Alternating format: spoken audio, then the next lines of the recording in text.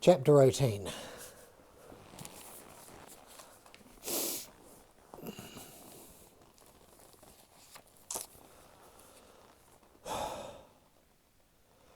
Void of course, back with senses boggled from war, slavery, successful obs, the wind at St. Helena, unaccustomed respect from their peers, Mason and Dixon wander about London like tops a-spin, usually together, colliding from time to time and bouncing away smartly.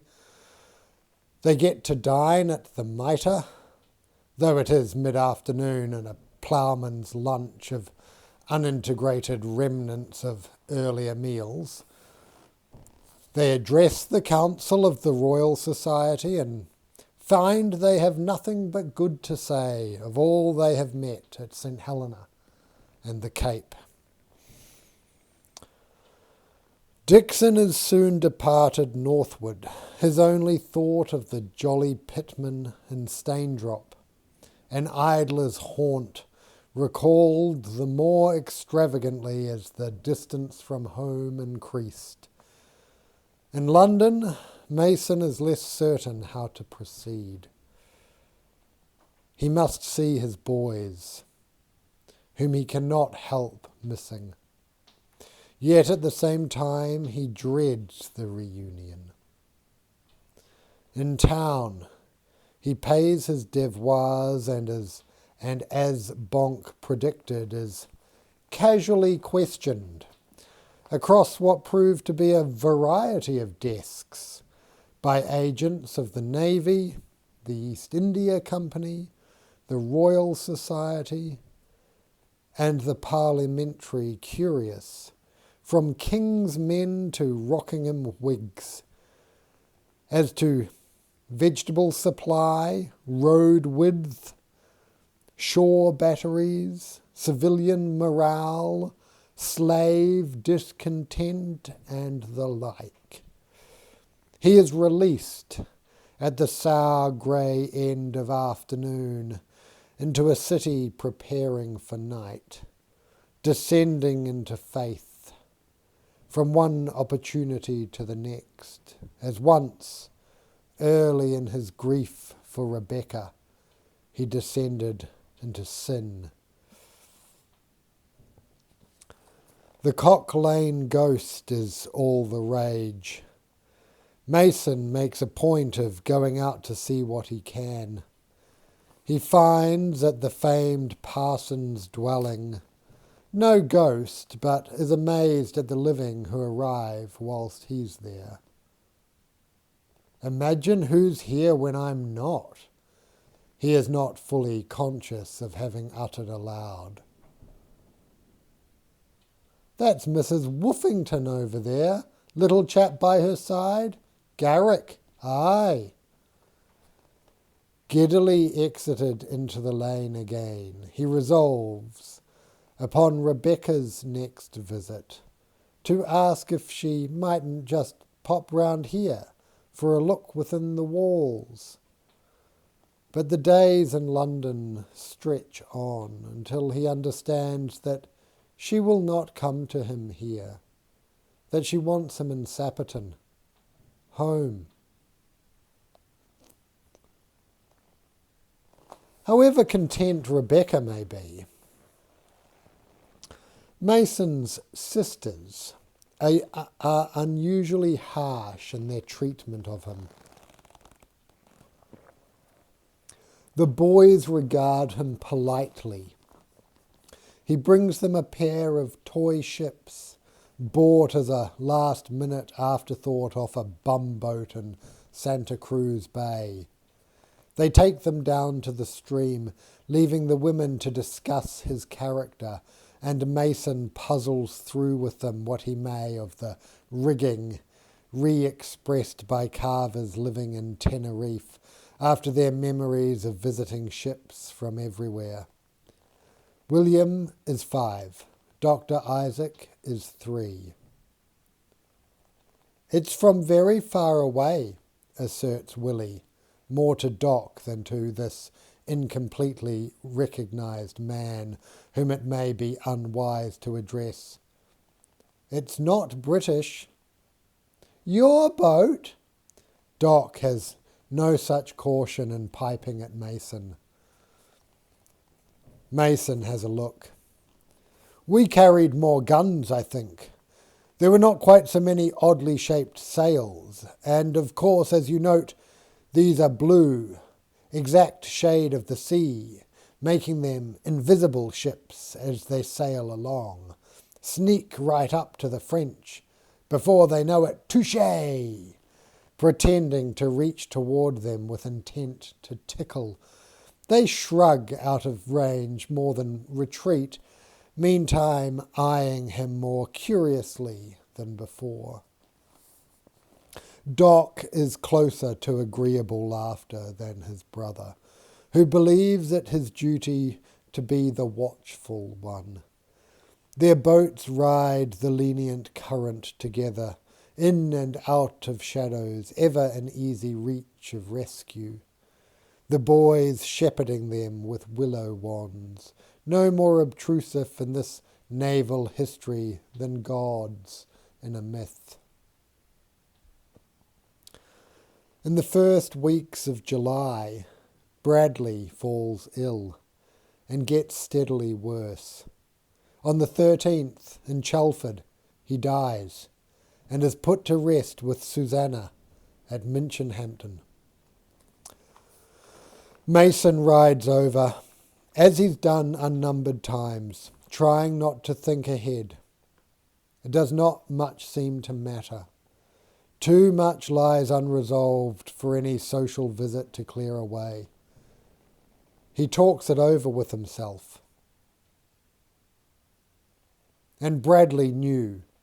Everybody knew everything, except me. I only thought I did, so of course 'twas I who did the most screaming. Through the sleepless noontides astronomers cherish, the emotion that raged within those admired walls could have shifted the zero meridian by seconds of arc. Into either hemisphere, why, who knows, even bounced it back and forth a few times. The indoor environment quickly became impossible to live in. That strange parlour game commencing, Rebecca and I moving out of the observatory down to Feather Row, trudging up and down that hill at all hours, with William going everywhere in a sort of sling. Then, before anyone quite realises it, Susanna has moved in next door. Bradley begins visiting, at first penitent, then abject. Soon he's there every night, takes to dropping in on us, hinting about. Presently we're together as a foursome. Pope, Joan, Paquette, Rebecca's as a foursome, boating upon the river, playing at cards upon nights of cloud or storm. Pope, Joan, Paquette, Rebecca's sweet voice, Susanna's hands never touched by sunlight, impossible not to gaze at. Then we move up the hill again, whilst Bradley is in some small flaring snit, takes our old Feather Row quarters, the heavens wheel on meantime. Was he fated for these terrible unending four-door farces? They do not always end luckily, as at the Cape, with everyone's blood unspilled. Young Sam Peach, Susanna's brother, is there, and Miss Bradley. 17, and despite her sleeplessness and pallor, a bloom. And even with Bradley looking out of her face, more like her mother than Mason would ever have thought possible in the turn of a socket, the scroll of a nose. He expects to disintegrate, but through the mercy of some curious numbness does not. They advise him as gently as they've ever known how, that Bradley wished only the family near. Any further word will be in the newspapers. Thus do Gloucestershire nabobs deal with former employees. All the way back into Stroud, episodes of the past flick at him like great sticky webs. Some of us are outlaws, and some trespassers upon the very world. Everywhere stand monitors advising Mason that he may not proceed. He is a warrior who has just lost his lord.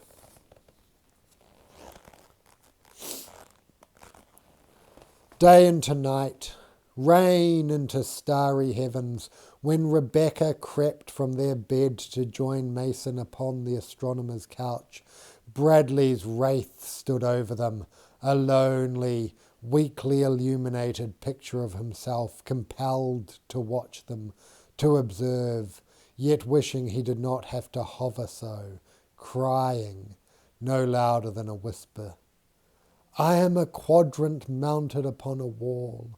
I must be ever fiduciary, sent into error neither by heat nor by cold, that with which the stars themselves are correlated, finely set enough for the aberration of light, but too coarse to read with any penetration the winds of desire.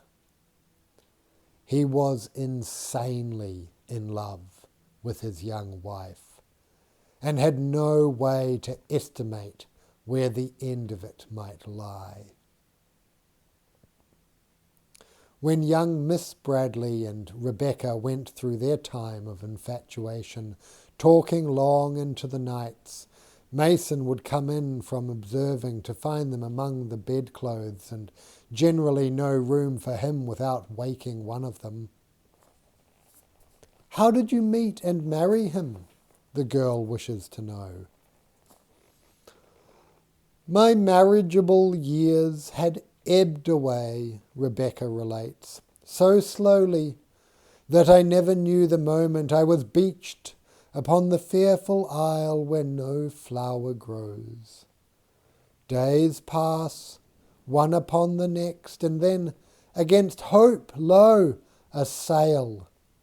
There at the horizon, no idea how far, a faint promise of rescue, a sort of Indiaman, as it proved, with 100 handsome sailors aboard to choose from, giggles Miss Bradley.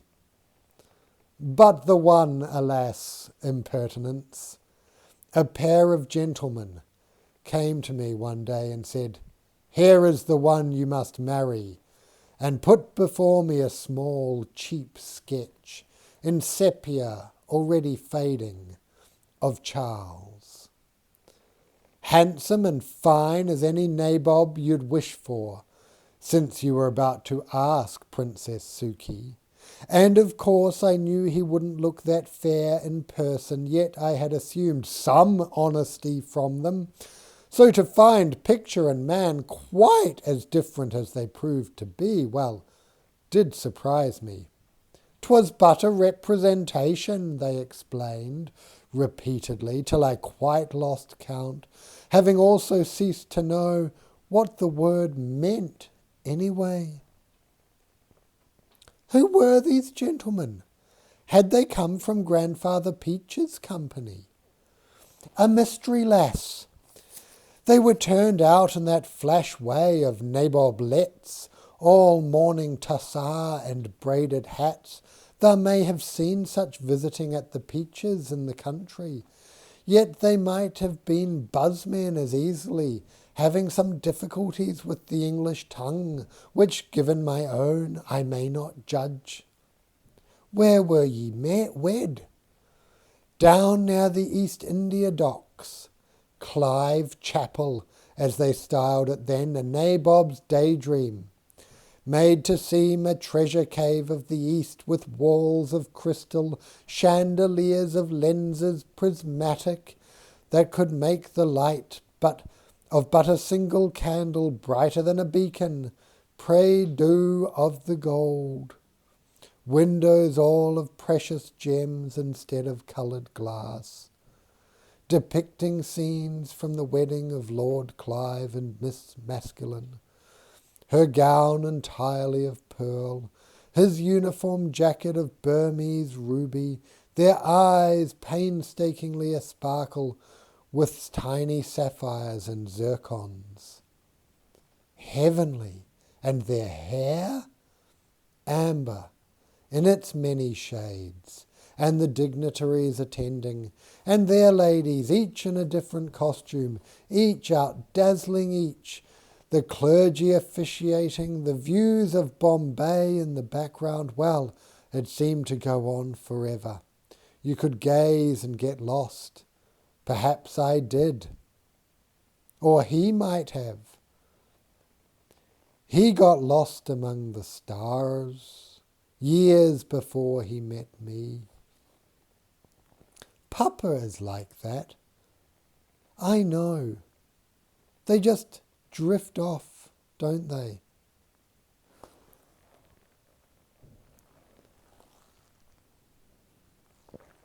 Bradley had reported upon the comets of 23 and 37, but not apparently that of 44, one day to be termed the finest of the century. What came sweeping instead into his life that year was his bride, Susanna Peach. Did he make any connection at the time between the comet and the girl? Or again in 57, another comet year, when she departed from his life? Though Mason would seem to be the one up there most ready to connect the fast-moving image of a female head in the sky, its hair streaming in a wind inconceivable with posthumous visitation. Hectic high-speed stargazing, not the usual small arc quotidian affair by any means. It would have been Mason, desperate with longing, who, had he kept a journal, would have written, "Through the 7-foot telescope at that resolution, to the face, though yet veiled, 'twill be hers. I swear it. I stare till my eyes ache. I must ask Bradley's advice. And with equal urgency, of course, I must not."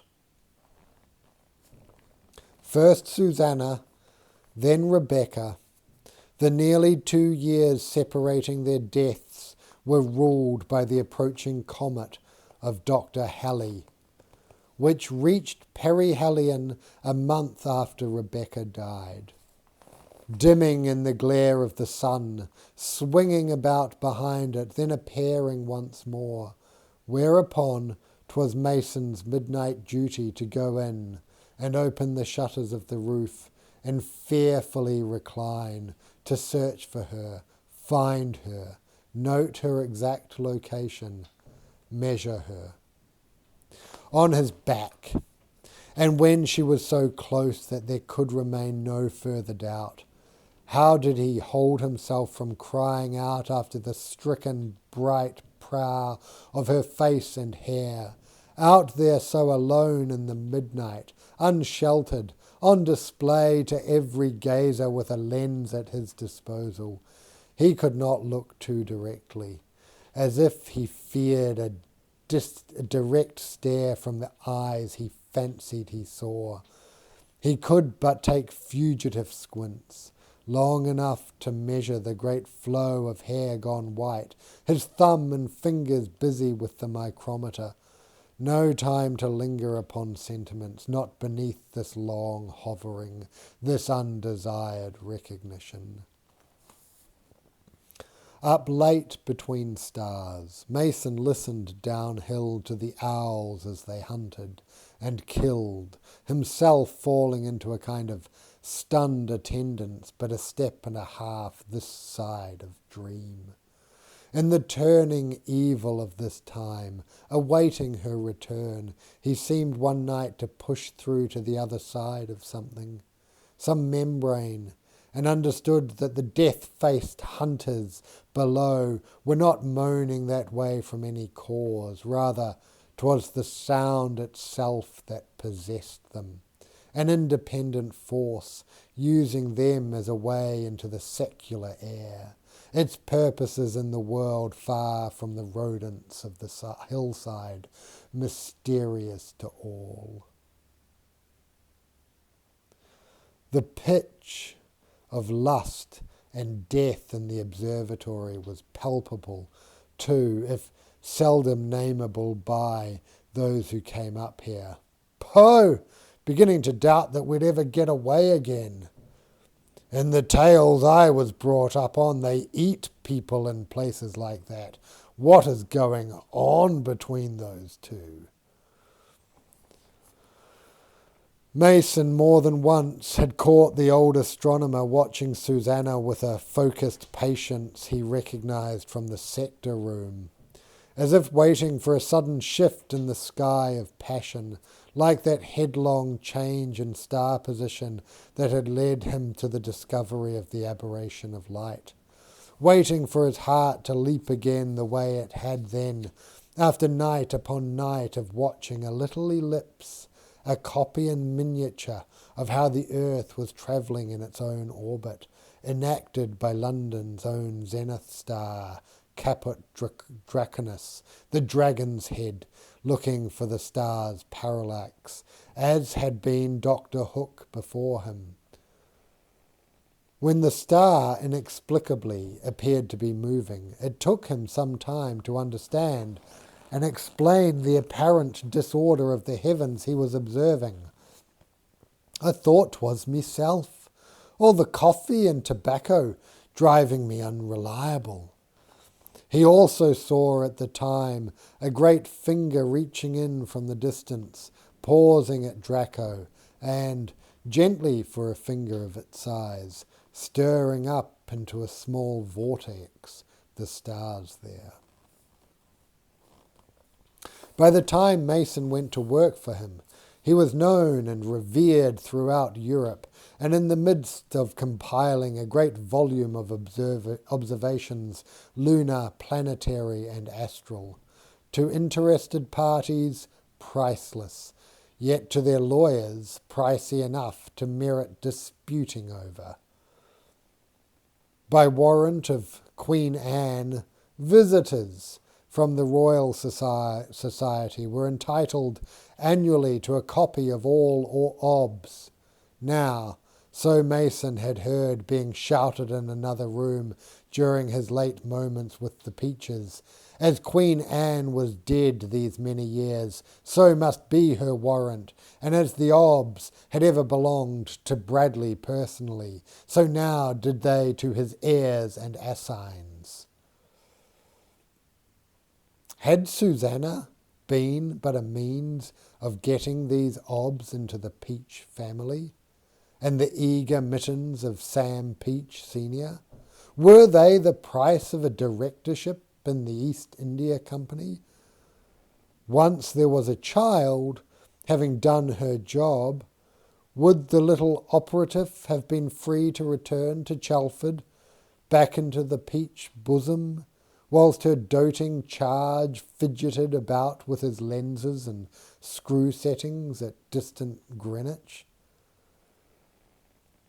Even Mason's horse looks back at him, reproachful at this.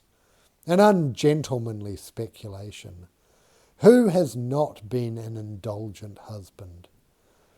Who ever set out to be an old fool with a young wife? Mason argues aloud. Of course he adored her, his governess in all things. How shall I speak? Sam could have told tales that chill any father's blood. His affections, as ever, with the doctor.